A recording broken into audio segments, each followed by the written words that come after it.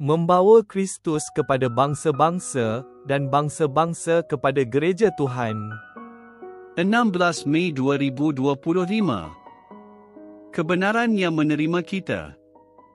Yohanes bab 15 ayat 5 dan 6. Yesus berkata, "Aku pokok anggur dan kamu ranting-rantingnya. Jika kamu tetap di dalamku dan aku di dalammu, kamu akan berbuah lebat. Tanpaku, kamu tidak dapat menghasilkan apa-apa. Sesiapa yang tidak tetap di dalamku adalah seperti ranting yang dikerat lalu dibiarkan kering." Penyajak Robert Frost pernah mentakrifkan rumah sebagai tempat di mana apabila kamu perlu ke sana, mereka harus menerima kamu. Ia berasal dari puisinya yang bertajuk Kematian Seorang yang Diupah. Puisi ini menceritakan kisah Silas, seorang pekerja upahan yang tidak bertanggungjawab.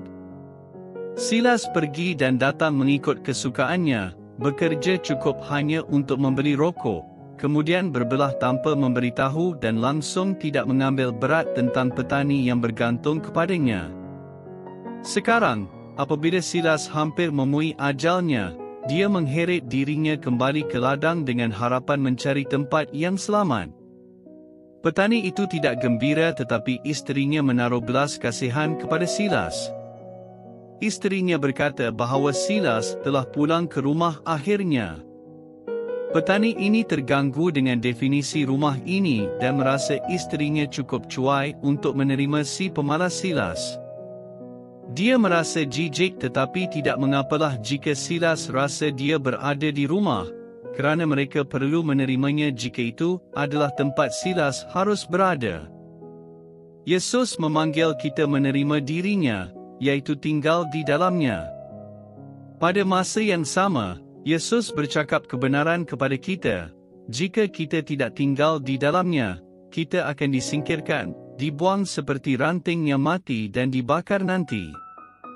Yesus menawarkan dirinya kepada kita sebagai kebenaran yang akan menerima kita. Petani di dalam puisi ini bercakap benar.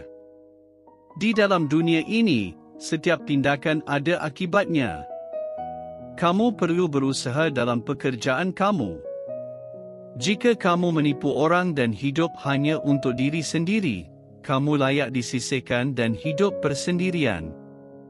Ini adalah kebenaran tetapi Silas tidak mahu kebenaran. Dia hanya mahu mereka menerimanya dan berpura-pura seperti tiada apa yang berlaku.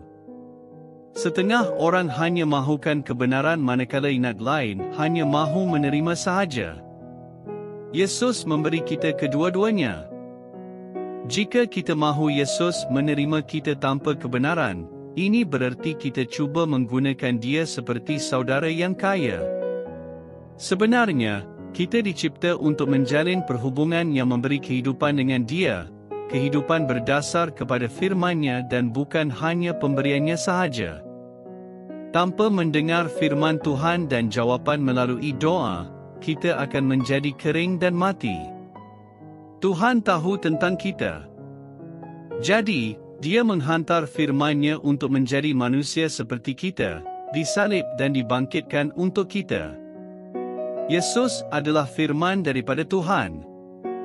Walaupun kita bersalah kepadanya, dia tetap kebenaran yang menerima kita, bukan seperti tempat tinggal sementara waktu tetapi sebuah perhubungan yang hidup. Walaupun kita tidak layak, Tuhan tetap menjemput kita kembali kepadanya. Dalam puisi Robert Frost, kebenaran tentang rumah muncul melalui perbualan. Petani itu tidak mahu digunakan sebagai perkhidmatan perumahan jangka pendek. Jadi, isterinya membaiki definisi rumah. Mungkinkah kadang-kadang rumah muncul sebagai pilihan terakhir kerana ia tidak boleh dikerjakan? Isteri ini mengatakan bahawa rumah adalah sesuatu yang tidak perlu kita layak dalam memilikinya. Kita berdoa, Tuhan Yesus, firman Tuhan yang hidup, tinggallah di dalam kami supaya kami tetap di dalam Engkau. Amin.